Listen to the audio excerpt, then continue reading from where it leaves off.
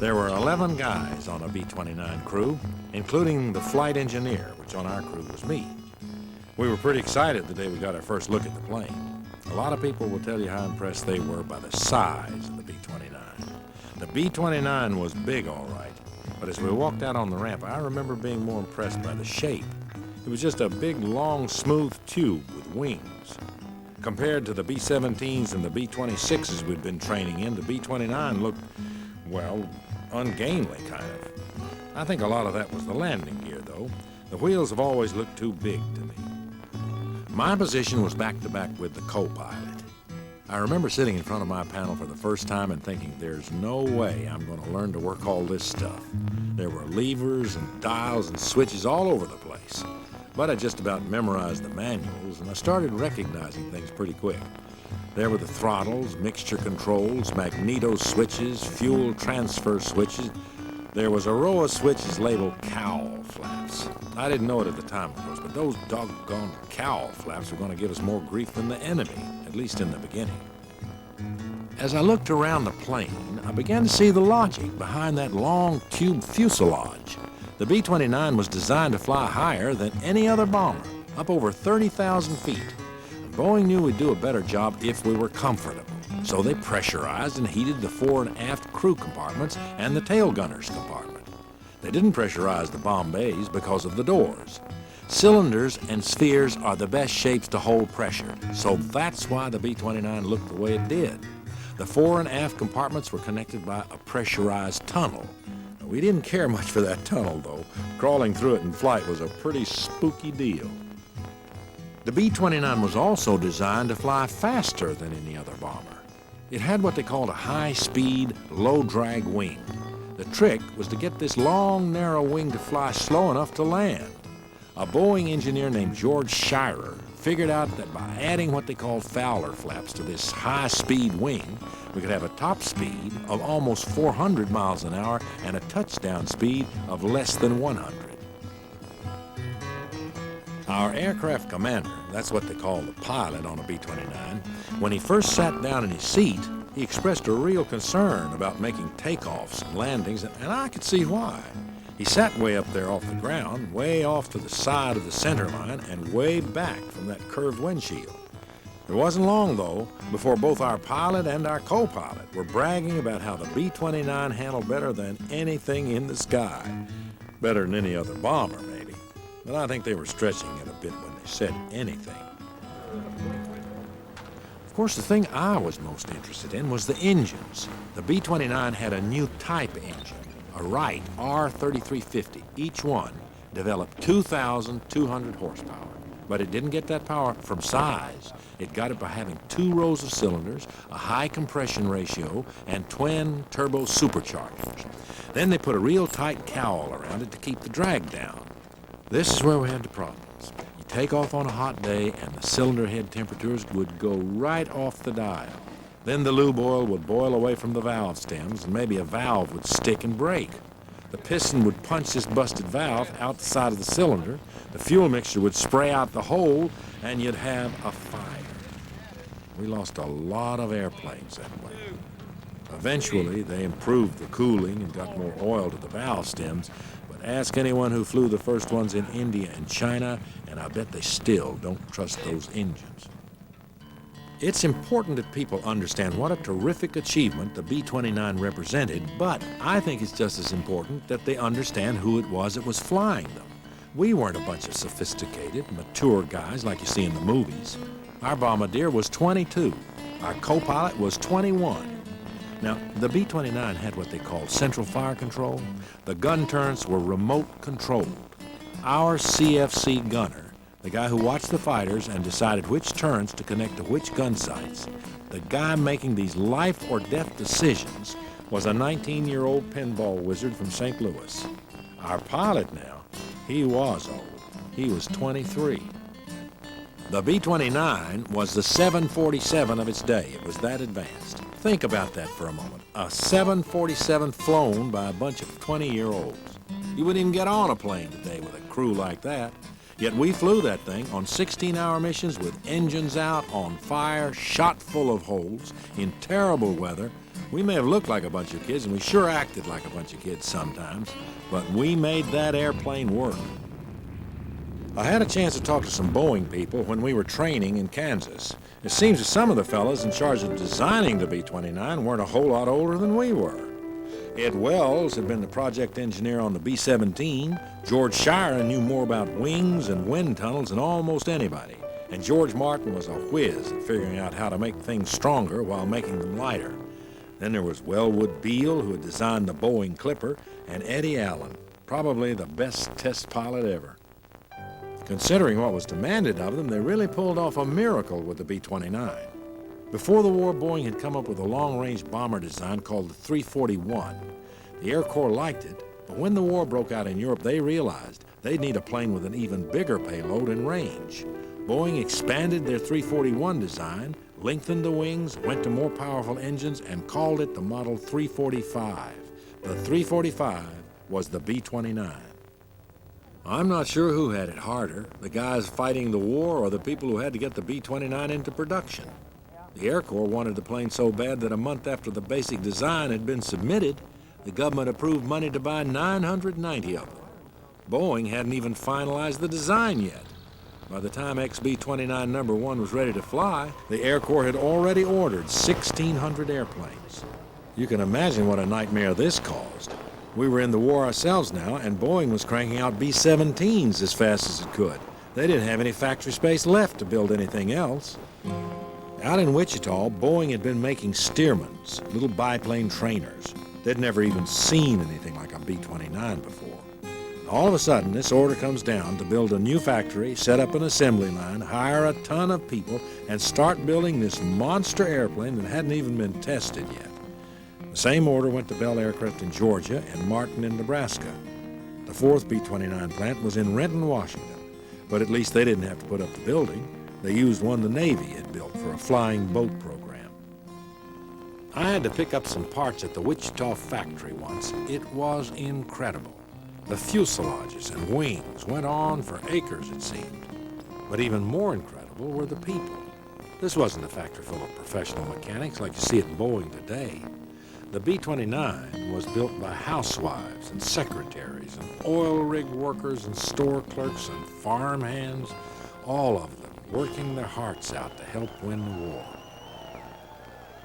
When we started flying combat missions from India and China, we were still working the bugs out of the airplane. But what we had to deal with was nothing compared to the problems they'd had to solve with the first ones. Aerodynamically, the B-29 was an outstanding design right from the beginning. The fact they never changed the shape proves that.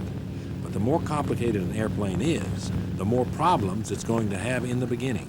And the B-29 was the most complicated airplane in the world. Add the pressure everyone was working under, and you've got the perfect setup for mistakes. They almost lost XB-29 number 3 because someone got the aileron cables backwards. But the worst problems were engine fires. Eddie Allen was a legend as a pilot, but even he couldn't save XB-29 number 2 when fire spread through the wing and into the cockpit. Eddie's death was a terrible loss, not just to Boeing and the B-29 program, but to all of aviation. But the testing had to go on. The factories were already building the planes. General Hap Arnold had created the 20th Air Force specifically for the B-29. His goal was to get 175 planes into combat by March 1944. We kept waiting for orders to go pick up our airplanes, but nothing happened. Then I got orders to report to an airfield in Kansas, Pratt, Kansas. When I got there, I found out why we didn't have our B-29s yet. The planes were a mess. The fixes to the problems that were showing up in flight test had to be put into the planes on the assembly line and the ones that were already finished out on the ramp. The original glass panels in the nose distorted the pilot's view, so they all had to be replaced. Then they had to open up the wings of the completed planes to beef up the wing structure. Tearing apart a finished airplane isn't something you want to do anyway, but doing it outside in one of the coldest winters on record makes it even worse. The fact that all the changes were made without slowing production tells you something about the kind of people who were building the plane. The real hang-up occurred after the planes were delivered. The Air Corps had their own set of changes. They wanted to modify the gun system, put fuel tanks in the bomb bays, change the radio gear, all kinds of things. The Air Corps mechanics doing the work tried their best, but they'd never worked on anything like the B-29 before. When I got to Pratt, the wiring in the planes was so screwed up that flipping on the panel lights would sometimes open the bomb bay doors. By the beginning of March, not a single one of General Arnold's first 175 planes was ready. The Air Corps was desperate. Boeing and Wright and subcontractors like General Electric pulled their top people off the assembly lines and sent them to the modification centers. Even crew chiefs and flight engineers like me were sent up there to help get the planes ready. It was so cold, we could only work 20 minutes at a time. The planes were all opened up, so there was no way to heat them. We had stoves set up just to keep our tools warm. But in 6 weeks, we had the planes ready to go. The B-29 had won its first battle, the Battle of Kansas.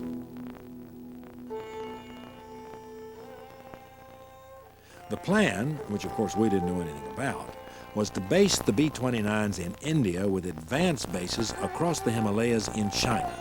This would put us within striking distance of enemy strong points in occupied China and clear down the coast to Singapore. Even more important, by filling the forward bomb bay with fuel tanks, we would be able to reach the southern end of Japan itself. While Boeing was building our airplanes, the Chinese were building our runways. This was no dump truck bulldozer operation. They built the runways by hand. When they needed gravel, they made gravel. When they needed mud to glue the gravel together, they made mud. The term horsepower didn't apply here.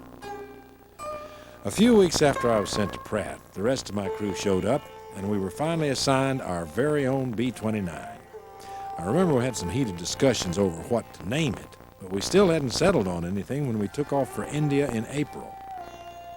Our bases in India were pretty grim. The water was bad, there wasn't any ice, and there wasn't any beer. The heat and humidity were exhausting. The simplest task wiped you out.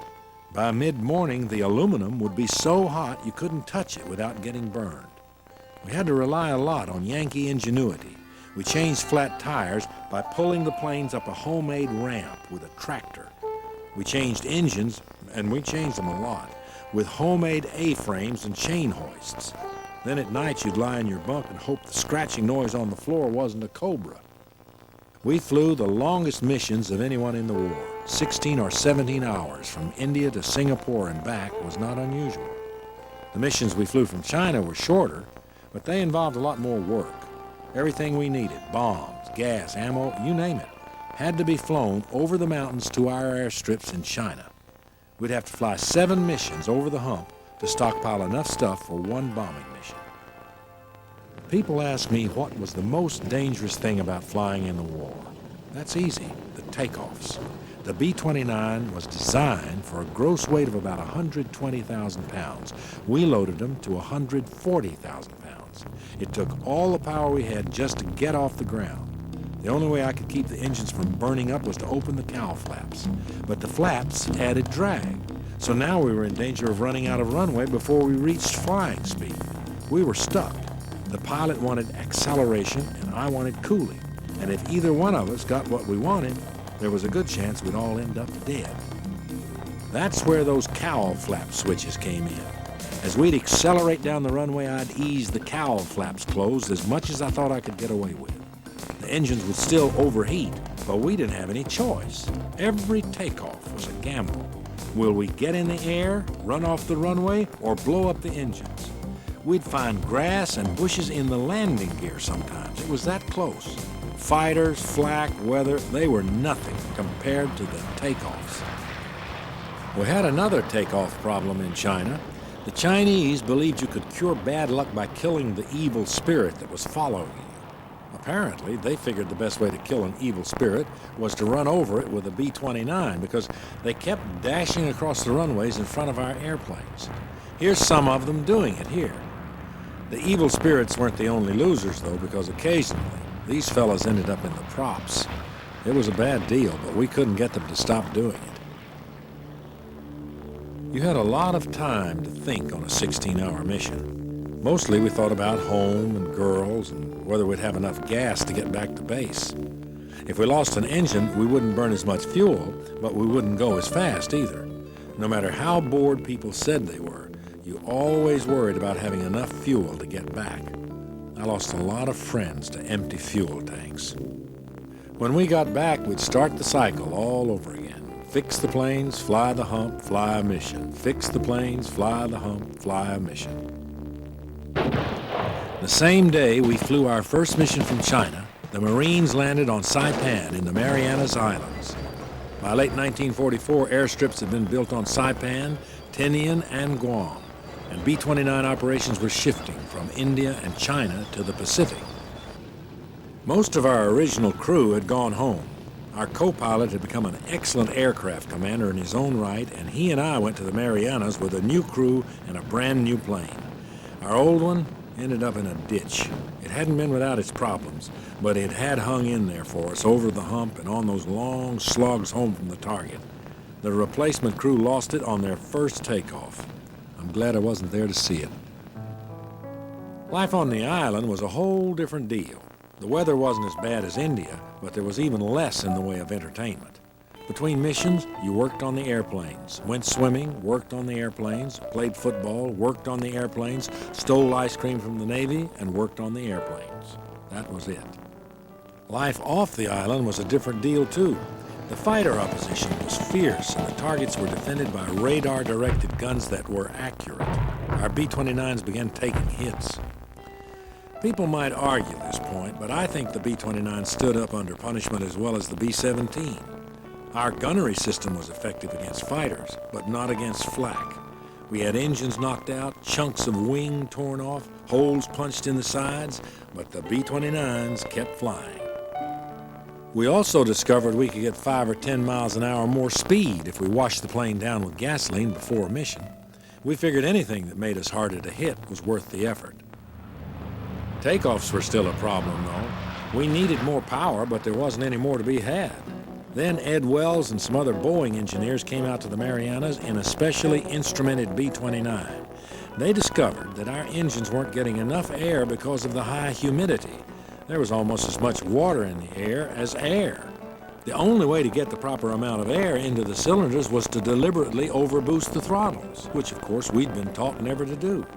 When we started using Boeing's new throttle settings, our takeoff performance improved a lot. We'd fly low to save gas on the way to the target, but then we'd climb to 30,000 feet or so for the actual bomb run. This made it harder for the fighters to get at us, but our bombing accuracy from that altitude was lousy, especially if we had to bomb using only the radar. Sometimes we'd get over the target and our ground speed would be 500 or 600 miles an hour. We'd be going so fast the bomb sight couldn't compensate for it. What we discovered was the jet stream. No one had even known it had existed until we started experiencing those tremendous ground speeds in our B-29s. When we switched to low-level bombing in March 1945, our accuracy improved, but the planes started getting beat up a lot more. Sometimes a shot-up B-29 would barely make it back to base. Others would fly back without a scratch, and then the crew would find out about the hole in the brake line. I'm glad I stayed with the B-29 because I got to watch it change. In the beginning, it tended to be a big 4-engined headache, but one by one, the problems were solved, and by early '45, it had become just a terrific airplane. I lost track of how many times our airplane saved our lives. Sometimes it was a piece of armor plate that stopped a cannon shell. Sometimes it was a fire bottle that snuffed out an engine fire. In combat, you took all these things for granted. But back on the ground, you began to realize the only reason you were still alive was because of this thing the Air Corps called a B-29. But they weren't B-29s to us. To us, our airplanes were Southern Belle and Misbehavin' and Dynamite. You don't give something that's a part of you a number. You give it a name. Things got a lot better when the Marines took Iwo Jima. Now we had a place to land if we were running low on fuel or were too shot up to make it home. And for the first time, we had fighter protection over the target. I felt bad for the fighter pilots, though. Sit in a hard, uncomfortable chair for 7 hours without moving, and you'll see why. Their crew chiefs often had to lift them out of their cockpits at the end of a mission. I was rotated home 2 days after the war ended. But the B-29s kept flying, dropping supplies to POW camps and carrying relief food to Okinawa and Japan. Then the B-29s flew home too. The wrecks were hauled away and the Quonset huts were torn down. Pretty soon, the only proof we'd been there at all were the runways the Seabees had carved into the coral. They'll probably be there forever. 5 years later, the Chinese communists poured across the border into South Korea, and we had to do it all over again. At least we didn't have to build the B-29s this time. All we had to do was cut them out of their mothball cocoons. When I heard they needed experienced flight engineers to help train the new crews, I raised my hand and said, "I'm your man." The B-29s were operating from Okinawa and Japan. In a way, it was kind of sad. 5 years earlier, the B-29 had been the best bomber in the world. Now it was a sitting duck. Technology had passed it by and the MiGs flew circles around it. I worked with some of the reconnaissance crews, the guys who flew B-29s over enemy territory to take pictures. We didn't have spy satellites back then. They went in solo, no escort, without a gun on the plane, just cameras. They dodged MiGs and flak and anything else the enemy could think of to bring back the pictures. The recon crews took a terrible pounding, but they stuck with it. Without them, the guys on the ground wouldn't have had a chance. I flew on a couple of bombing missions as an observer. The only opposition we had over the target was flak, but I remember being totally stunned by the speed of the jets that went with us. It was a different war, but some things never change. The weather is always crummy, and the crews are always kids. The last time I saw a B-29 in government service was at Muroc, Edwards Air Force Base to you younger folks. The old Superfortress made a good stable launch platform for the experimental rocket planes they were flying out there. When I'd seen the newsreel footage of Chuck Yeager breaking the sound barrier in the Bell X-1, I remember wondering how the heck they'd managed to fit the X-1 under the B-29 to load it. I'd whacked my head on the bottom of a B-29 enough times to know there wasn't that much clearance under the plane. They were still flying the Bell X planes when I visited Muroc in the mid-50s, and I found out firsthand how they did it. Darned if they weren't using the same thing we'd used in India. Good old Yankee ingenuity. First flight of the B-29 was in 1942. 5 years later, Ed Wells, George Shira, George Martin, and all the other folks who created the B-29 rolled out the B-47, and that was it for the piston engine bomber. The salvage company set up furnaces right on the fields where our B-29s were stored and melted them down on the spot. I'm retired now. I went on to other things after the Korean War, and my experiences with the B-29 kind of faded into the background. Then on a rainy day in February '91, the last B-29 came back to Boeing. Fifi had been parked in the desert as a gunnery target, then forgotten. Years later, she was pulled out of the sand and restored to flying condition by the Confederate Air Force. The air show circuit took its toll, though, and Fifi needed the kind of care only the people who had built her could give. The Restoration Committee put out a call for volunteers, and the response was overwhelming. People who hadn't seen a B-29 in over 40 years began working on parts they thought they'd never touch again. When they were done, Boeing slipped Fifi into their production schedule, and she was repainted in one of the Everett paint hangars. I'd love to have a copy of that month's painting lineup. 747, 767, B-29, 747. Fifi flew over my house when she left Seattle. The sound of those engines pulled me outside, and as I watched those long, slim wings move across the clouds, I was back there again. The sizzling heat in India, the towering thunderheads over the hump, the dusty runways in China, the brilliant white coral of the Marianas. Looking at these films now, it's hard to believe that was us. But then it starts coming back. The smell of oil and hot metal as we worked on the engines. The cheers of the guys playing football on the next hard stand. The endless hours of staring down at the ocean. But mostly, I remember things about people. Our co-pilot's lousy jokes. Our tail gunner's addiction to comic books. Our ability to break just about anything. And our crew chief's ability to fix it. The people. That's what made the 50th anniversary celebration so important. Seeing the airplane again, that's exciting, no question. But seeing guys you flew with, or meeting someone who built your plane, that was special. We recognized each other instantly. Instant. Isn't that something? I was 19. I gained a lot of maturity in a hurry.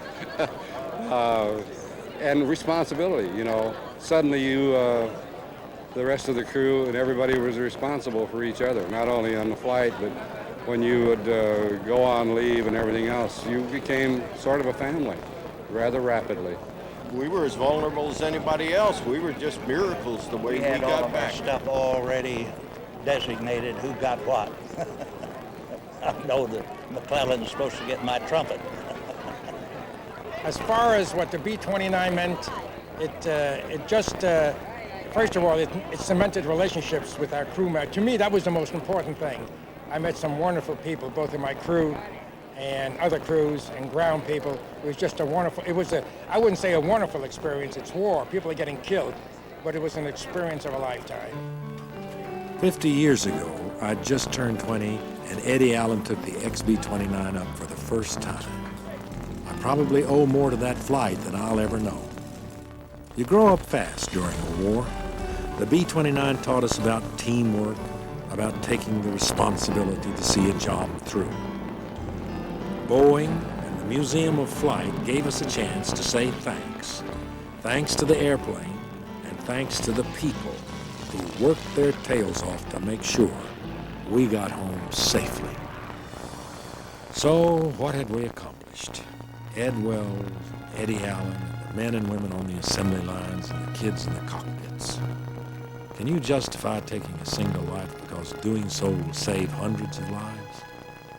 Our value system at the time said yes. Maybe it still does. The planners assumed that an invasion of Japan would cost 1 million American lives, and probably even more Japanese. But starting with those first tentative flights from India and China, we gradually reduced the terrible specter of an invasion to nothing. It was the one evil spirit the B-29 killed, for sure.